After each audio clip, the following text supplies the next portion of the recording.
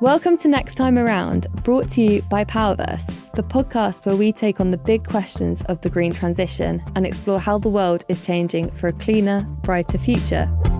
We're your hosts, Lauren Forster and Richard Britton. And we'll be diving into the tech, the policies and the big ideas that are reshaping industries and people's lives.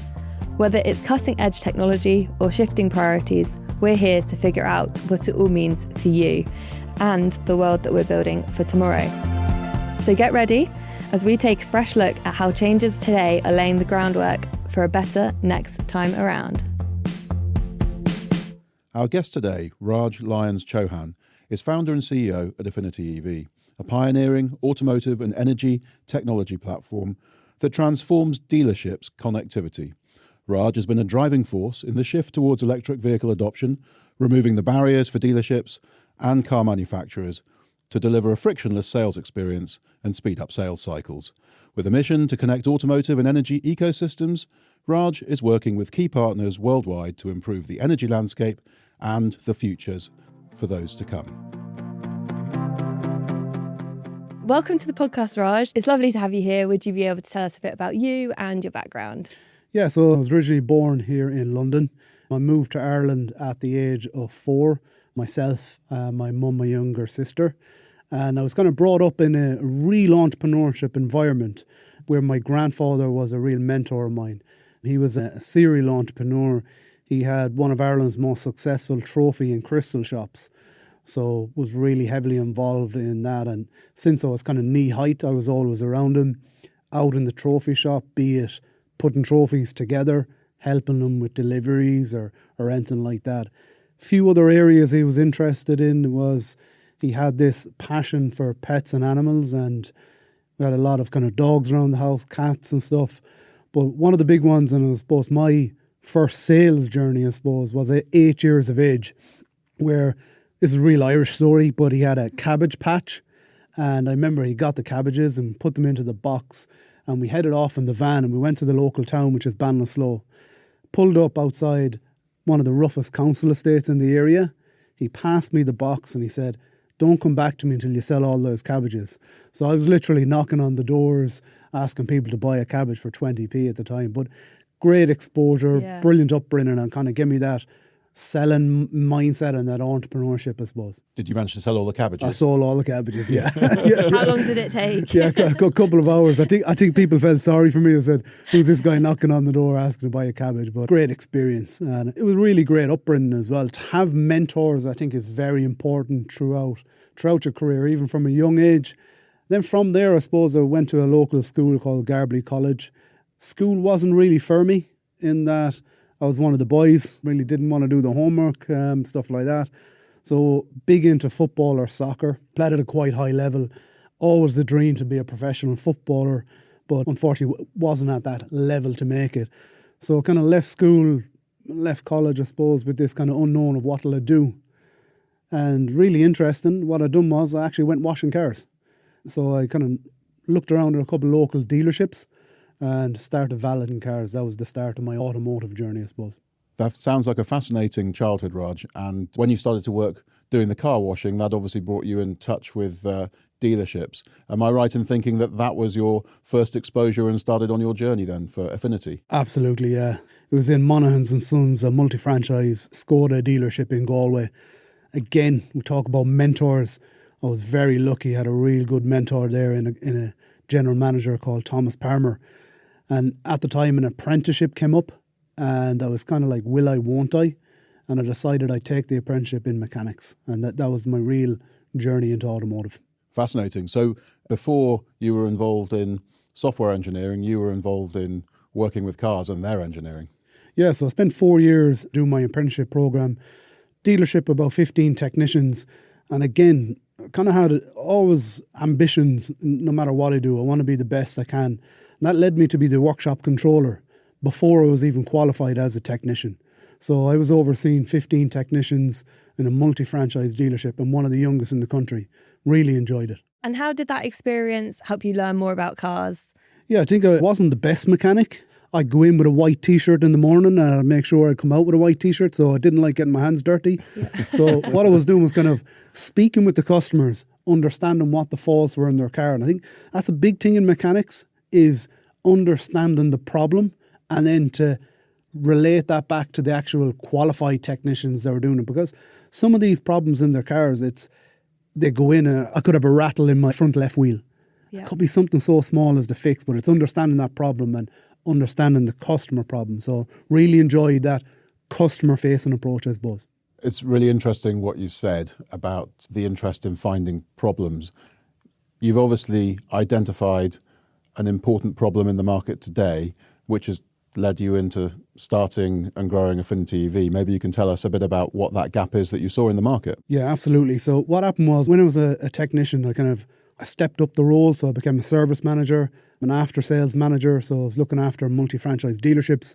I worked in London for about 2 years, and then I was headhunted by Audi to come back to run a multi-franchise dealership in actually Limerick called Frank Hogan's. What I seen in that stage was, I suppose, the service department, it's everyone's problem. There's problems and problems. So I needed a change. So I went into the sales environment and started selling vehicles. Quickly became apparent with EVs coming on the market that there was a huge disconnect in terms of the customer journey, where what was happening was we were selling the electric vehicle cars and we were handing out a business card for that customer spending 40, 50, 60k with us to get their EV charger installed. And that was a big gap that I seen.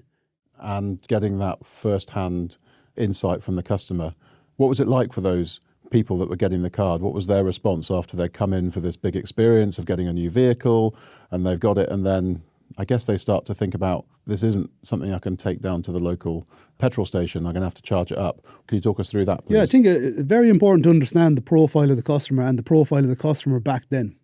So the profile of the customer was an early adopter. They would have had a lot of research done, and they would have, some of them may have the charger already sorted. So it wasn't a big problem for them, but it was a big problem for me as a sales executive and a sales manager in our dealership, where I could not control the customer satisfaction or service that I was recommending to them. And what that impacted was, that impacted actually our rebate from a dealership. So majority of the dealerships out there, and any people in the dealerships that are working on management, you're measured on CSI and CSS. If it's an impact on a negative impact, which it was, these experiences, when we couldn't control, it affect your profit in your pocket, which was a big problem. But originally what happened was, I seen the idea, and then in 2019, 2020 was, I applied for Ireland's Best Young Entrepreneur with a business idea to digitalise this process. I was very process driven, and I was delighted to say that I got shortlisted for Ireland's Best Young Entrepreneur off that business idea of digitalising the connectivity between a dealership and that energy installer, charger installer. You mentioned earlier about how the first people coming in to buy were the early adopters, and they'd done a lot of research and probably had a really good understanding of electric vehicles. But now we see more people kind of coming to the market who probably haven't got as much knowledge or understanding. I guess it would be good to get your thoughts on how you think dealerships can solve those issues for people, because it is a challenge. It's becoming a challenge. It's becoming a much bigger problem at dealership and car manufacturer level, because these early majority customers, we'll call them, they have not as much research as them early adopters done. Mm-hmm. When they're going into the dealership to buy these EVs, they're expecting the end-to-end service. They're expecting that sales executive in that dealership to talk to them about energy, talk to them about charging. Where the dealership sales team, they don't have that skill set. The car is the star. That's what they focus on. So this problem is becoming much bigger and bigger internationally, globally. And I suppose those car dealers that are used to selling internal combustion engines, used to selling petrol and diesel vehicles, this is a big change for them. They've spent their whole careers doing a one-time sale, as you say, where the car's the star. What's going on in their head as they're now trying to make that shift to sell an EV? Great question. And what we're seeing, and we mystery shop a lot of dealerships, a lot of manufacturers, and again, in a lot of different markets that we're operating in, they want the road to less resistance. And when a customer is coming in inquiring an EV, there's fear, they'll step back, they'll try to sell them the ICE vehicle. We know that there's government targets to be hit to sell these EVs. There's a fear from the sales team. They do not want to talk about charging. They do not want to talk about energy, but they must engage with the customer. How they do that, again, we're one of the solutions. But if we think about it and really think about this, okay? Think about the finance departments and dealerships. How embedded they are in the sales process. Energy and charging needs to be exactly the same. It needs to be embedded in that sales process to deliver a really good experience for the customers. Car dealers are losing sales. It's really interesting what you're saying about actually the whole business connecting up into this kind of new world of selling cars and electric vehicles. How do you see the car becoming like a battery on wheels and businesses kind of evolving? They're obviously going to stay as dealerships, but actually thinking about the future of where they could move their business into becoming like energy network businesses. Yeah, definitely. And I think they definitely are energy network businesses when we really look at them. We take an EV, okay, and we really look at it, right? There's less revenue in service. So when these vehicles are coming back into the dealerships' service courts, there's lost revenue, less moving parts, no oil, etc. Where do brands get their money? In the new world is energy. They need to be very open-minded to unlock these new revenue streams. Exactly what you said there. These cars driving around, they're mini power stations. They're battery storage. If we take an average person that's getting solar and battery storage in the house, the battery storage units are quite expensive, and there could be a 10 kilowatt battery storage. Think about some of these vehicles, like a Hyundai Kona, 64 kilowatts of battery storage sitting in your driveway. Dealerships need to really put that energy hat on and think about how can we as a dealership, how can we as a car manufacturer have the right to play in that energy space and unlock new revenue streams, or else they're going to be out of existence.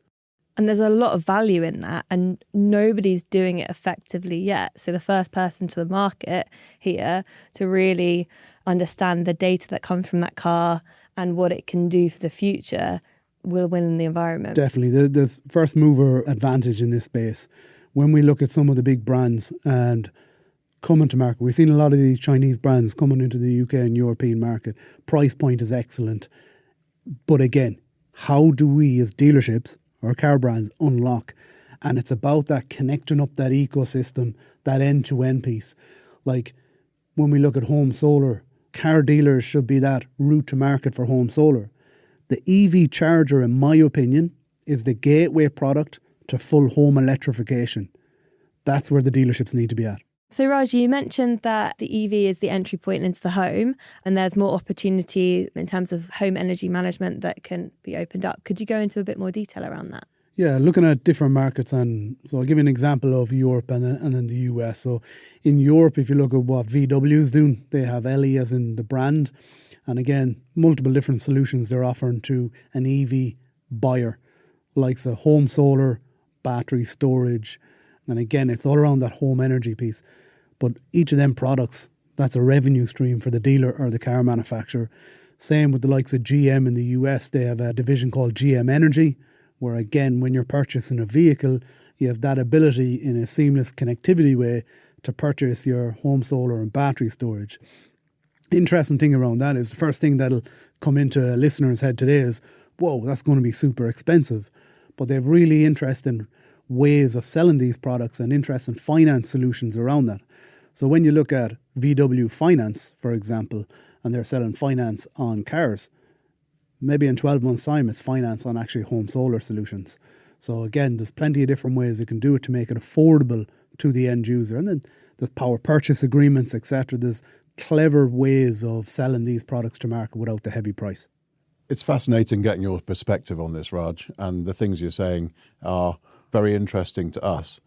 As a consumer, I suppose I've still got some barriers that I need to overcome to get on this journey. We know about it because it's the world that we work in, and you're doing a great job of educating the dealers on how they need to rethink making their profits.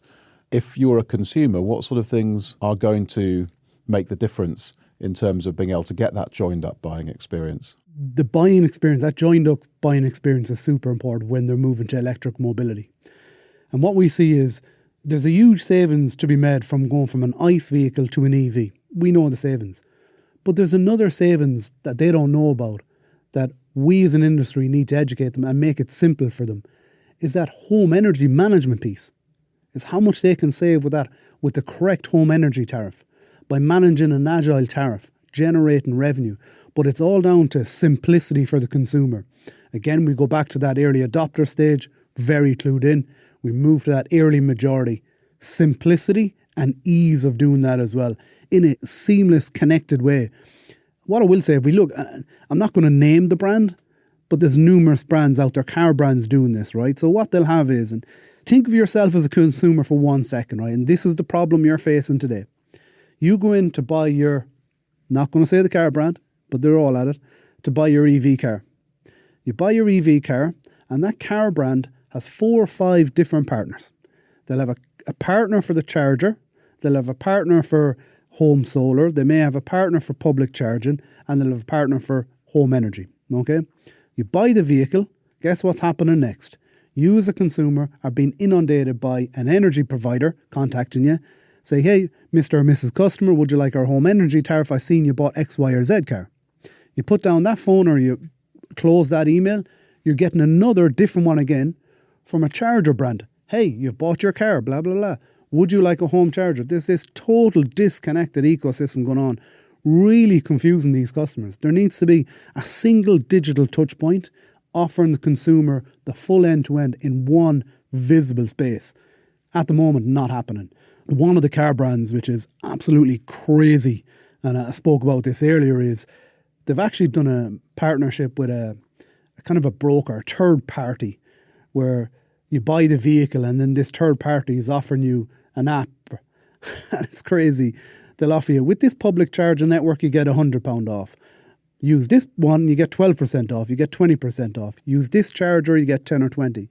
That's not the worst of it, right? That car manufacturer has signed up with this partnership to this third-party provider.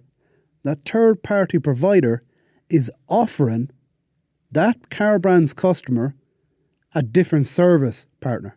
Wow. So when you're servicing your vehicle, you're not going back into the network, you're going into a different network. Absolutely craziness. But that's what's happening out there at the moment. And that's immediate lost revenue for them. Big time. And it's their customer. Yeah. Customer retention gone out the window. For me, if I was a car manufacturer or car brand or dealer group, I want to keep my customers. I want retention. I want to generate revenue. That, you may as well just pass the customer out the window and say, there, go away. I don't want you again.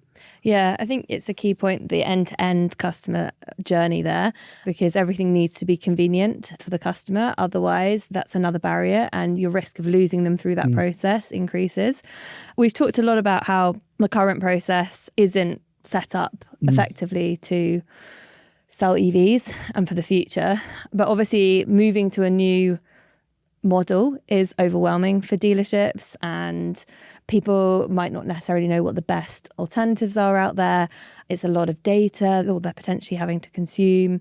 So I guess it would be good to get your view on AI and if you think that this is valuable for this audience. I think anyone that's not looking at AI, I think any dealerships that are not looking at car manufacturers, you're asleep. You're absolutely asleep going backwards. At the moment, when we look at that current process that we spoke about, there's this huge over-reliance on a sales executive. So just to circle back a little bit on that customer journey. So a customer walks into the dealership or goes online to buy a vehicle. To get that customer into that energy or charging journey, there's human involvement needed. I.e., the sales executive has to use a referral platform or the customer has to scan a QR code. Absolutely madness. And if you're a dealer or a car manufacturer and you're getting your sales team to retype information into a referral platform or to get your customer to scan a QR code, you're mad, because you have the data there already. The data is lying in your CRM, in your LMS or DMS system. You need to leverage that, the connectivity part, but leverage AI. Now let me talk to you a little bit about the customer journey and how, as an energy or charging partner, using data and AI, we can better sell energy or charging products, but for these car manufacturers and car dealers, sell more EVs using data. So if we look at a customer journey, okay, car buying journey, there's probably 3 key stages. There's a couple of in between. There's customer inquires on an EV, customers got quoted on an EV, and customers ordered an EV. Okay, we look at them 3 stages, okay. What's happening in today's world is, for the energy or charging piece, right? The energy or charging partner, by using a referral platform in the dealership, madness again, they get the customer's name, email address, okay? That really, really small bits of data fields. So their strategy or their comms back to that customer, as in the charging partner, is like, do you want to buy a charger? Do you want to buy a charger? Do you want to go with our energy tariff? Where let's take the data and let's put a bit of AI onto it. We plug in a bit of AI and data into it, or connectivity. We know where the customer is in the car journey. So we'll know straight away there's a customer that's inquired on an EV. That customer doesn't necessarily need a charger. That customer might need a piece of information or education. So it's that strategy or that message. Even if we look at home energy, or like, did you know you can get a home energy tariff and save an additional £700? Did you know it's easy to get an EV charger? Give us a couple of pictures. Real soft touch. Customer moves through, say the customer's being quoted on an EV. The data we know what vehicle they're looking at, we know they have a quote on an EV. So again, from a charger or energy's point of view, if we can leverage that data and use AI, our strategy or message can be much, much more direct. And again, it benefits the car dealer by selling more EVs. We see the data, we see this happening already, but it's leveraging data, not using referral platforms and QR codes. Absolutely throw them out of your dealership today. Raj, it's fascinating what you're saying about how businesses are using data to create that better experience for the customers. When we're talking to customers, I often talk about Tesla and BYD because their value, their market cap is more than the next 40 car companies. And the reason for that is because of the way they're using their data, the connectivity and their AI to put together magical moments for their customers so that they're getting the most convenient experience when they need it. Maybe you can talk to us a little bit more about that and what that means for dealerships. Absolutely. When they look at these brands and the experience, and you're so right, they are magical, personalised experience that Tesla and BYD are offering their consumers. But other dealers, other car manufacturers, you can do that today. You don't have to wait 6 months, 12 months, make colossal investments. The solutions are there today for you to be able to offer them. It's just going out, speaking to the right people, the likes of Affinity EV, the likes of Powerverse. We can deliver them experiences to your consumers. Don't be afraid to try them. That's what I'll say. Some of these their heads are buried in the sand. Think, oh, bloody Tesla running away with market share, BYD. No. Get up off your arse, make a change, leverage data and be innovative. I was very, very lucky when I started my journey in that I had one particular dealer, and I want to say thank you to him on this podcast as well, is Peter Vardy backed me. Peter Vardy seen the benefit, seen innovation. By having a leader like Peter to say, yes, this is a product, this is a good solution, massive for me in terms of credibility. But the belief is there. He's seen it. He's very forward thinking. So other dealer groups need to look around and need to look internally as well. What can we do? Solutions are there. Absolutely. What can we do? There's a wealth of opportunity out there for those that go and look for it. So Raj, while we've got you here, a subject that really interests me the longer I'm doing the job that I'm doing, I get a sense that sustainability and leadership is becoming a more important thing than ever. So we see all of these different business models emerging and changes from the way things have always been done since the Industrial Revolution. There's a focus on being more green and trying to, use the world's resources as though it's income, when in fact it's our balance sheet. It doesn't get replaced. There's no way you can get more. So as we're making that shift to sustainability, what do you think leaders should be doing to play their part? Yeah, I think leaders need to be very open-minded and to be very sustainable focused. Affinity EV was on an accelerator program called Accelerate Green, all around sustainability. And in every industry, sustainability is touching. My sister is into fashion. Again, we see it big time there. But again, the automotive industry, we need to be seen as leaders in this space. We need to be seen being proactive by trying to hit these targets that are being set. But leaders across the board, when you're looking at business and business process, you have to think sustainability top of your list.